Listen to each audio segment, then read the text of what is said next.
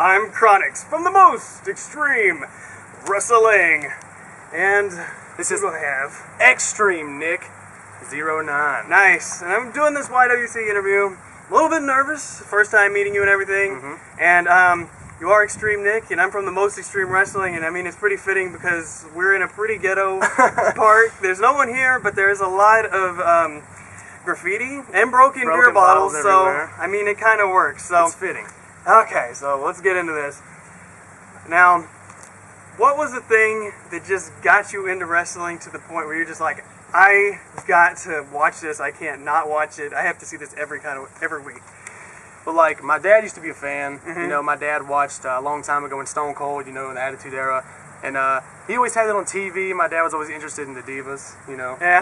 At the time, Sable, you know. Okay. Sable and Stone Cold Steve Austin were the people he liked to watch the most. And I just kind of watched from the sidelines. And I got into it around 1999 to where I started watching it with him real regularly. Yeah. And then around 2000, something like that, I saw Jeff Hardy for the first time. And honestly, that's pretty much what tied me in. I was like, wow, I was like, guys flipping over the top rope, guys flipping here and there, and that's what tied me into watching. And from then on, I just bought tapes and stuff. And but see, that's funny because I expected that because I mean, I know your name has Extreme with an X, and I was thinking about my background, and I got Extreme with an X in my name also. And it was around Royal Rumble 2000. The Hardys and the Dudleys had that tandem tables match or whatever in Madison Square Garden. And the Hardy Boys was a huge influence on me, and I was just like, wow, this is really cool. And I'd watched it with my grandpa, but that was something I was like, wow, I got to see what they're doing, and all those tag teams going forward. So that was like a really big thing for me. So it's safe to assume that you're a big Hardy Boys fan, right? Huge. They're Jeff's all-time favorite wrestler, definitely, no doubt. I've like I said, since like around 2099, I've been stuck. I've been stuck on them, and you always got to see what they're going to do next. The golden era tag team. Yeah, so it's definitely our generation, I'm sure. All right, so this ties into another thing that we may not be too proud about, but we both did in the past, and that's backyard wrestling. So that's something that you did. I did a lot of backyard wrestling. We had this thing called the IWA. It was first it was the Insane Wrestling Alliance, then it was the Independent Wrestling Alliance because we weren't that insane. And I did trampoline wrestling a lot. I've done just the backyard wrestling, mattresses. I had guilty right here. I had mattresses in my yard like a month ago because really there was some mattresses on the side of the road, and me and my friend went over there and we picked them up and we were like, let's do a quick match in the yard. And well, to be honest, if there was some out here right now, we probably would end up in a match. Impromptu match, but like I said, there's videos of me on the internet. I flipped off of a shed once. I was trying to be Jeff Hardy. And landed on 4 cardboard boxes. Almost messed my back. I've had some pretty embarrassing times doing that, but it's all in fun. I mean, because that's where the name Most Extreme Wrestling comes from. And first, I thought MXW just looked cool in the name and everything. So then I finally came up with some acronyms that worked. So that was the thing. So I wanted to talk about this because I'd been thinking about this for so long. It's like we both did it, and it's like, why did we do it? Like for me, I don't really believe that I was doing it because I thought that would be I could just walk into the door at WWE. Yeah. Like they'd be like, oh my gosh, look at this guy fall on boxes, fall on a trampoline, because that just doesn't make any sense.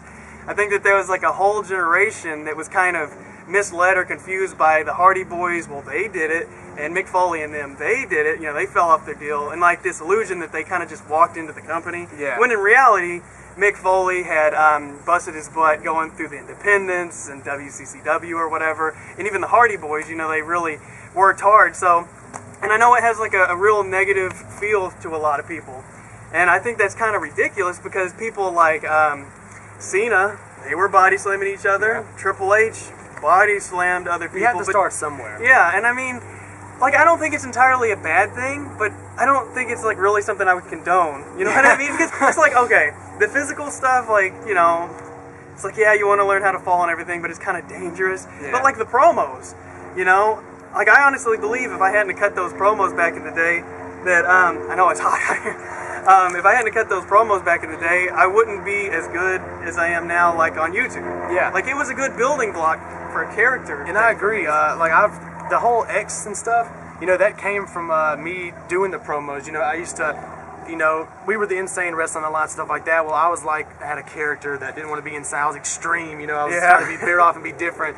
And I was kind of like, you know, this is extreme, like this, like, you know, I always did the little X with my hands and stuff like that. And whenever I decided to do that on YouTube, I was just like, you know, I need a character on YouTube. And but everybody has to start somewhere, and I didn't do it thinking I was going to just walk into the door, but I did do it as a kid thinking that I had a future in wrestling or something like that. I mean, it always could be a starting point. You learn so many things, like a lot of things that I learned from it. When I was putting the production together, I mean, did you record it and stuff? Yeah, we recorded it. See, like the commentary, like watching a match with no commentary, I was like, oh, that's why, like, the wrestlers can talk to each other, and it makes it interesting, and they can say things that are happening when they're not actually happening because the wrestlers are screwing up, you know? Yeah. And the camera work and all that. It's a lot of work. Yeah, it's like... to do that, honestly. Then, like, you know, going through that, you kind of, like, see how it all comes together, and everything. But, I am dying from the heat. It's hot out here, y'all. it's burning up. But yeah, I mean, I think it was a good platform to learn from everything. Okay, so, that's the thing. I was getting confused and getting lost to where I was at. Okay, you were talking about, you know, when you transitioned into YouTube. And, you know, I kind of had the same dilemma. I wanted to make videos on YouTube, but I didn't know what to do or what to say. And I was like, oh, well, I was Chronics in my little federation. It was called the MXW. And, you know, I was getting people hooked on Chronics and all that kind of stuff. So I was like, well, I'll just go back to that. I mean, it's not like anybody knows, right? Yeah. So, okay, that's the thing I was going to get to. Kind of did it sloppy, but here we are. Why or what inspired you to just be like, I'll just make videos on YouTube now? Well, one day I really got into like looking at collection videos. I just would go to YouTube and I'd type in like wrestling collections and stuff like that. And Mr. Wrestling 1980, you know him? I've heard of him. 1980 and Stevie Breach. I think they had some collection videos up, and I was like, I just went to them and I subscribed to them. I didn't really pay no attention. And then I kept realizing I kept going back and watching more DVD videos, reviews before I bought something. And then I was like, I know a lot about wrestling. I was like, I know a lot about wrestling. I was like, I could try this, and you could go back and watch some of my videos. The first like 4 videos I did were collection videos, like my VHSs, my DVDs, and stuff like that. And basically, that's what made me want to do it. I was like, if they're doing it, I know I can do it too. Yeah. I know a lot about it. So I was you've been a fan, like a mega fan for so many years. Yeah, like I've been a fan for so long, and I just didn't have. And another thing that really made me want to live in here. There's no one else that likes it. I mean. That's the big problem. That's a lot of places, let me tell you. Like, I went to school and I tried to talk to somebody and they were just like, cool, that's not real, that's fake. You know, that's fake stuff. Like, wow. What?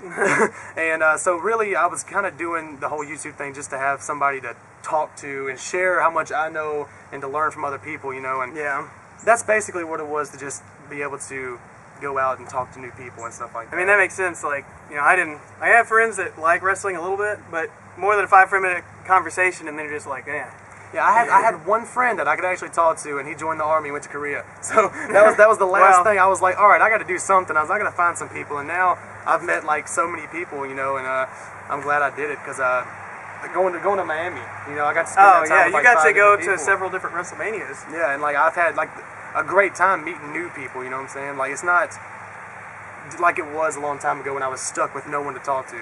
Yeah, and I mean, so was it weird, I guess, when you started out and then there was like no subscribers and you're like talking to no one almost? Oh, it was very you can go back and watch my first video. It's like dark and you can see a shadow of my face and I'm just kind of sitting here saying, I got this V8, this autograph.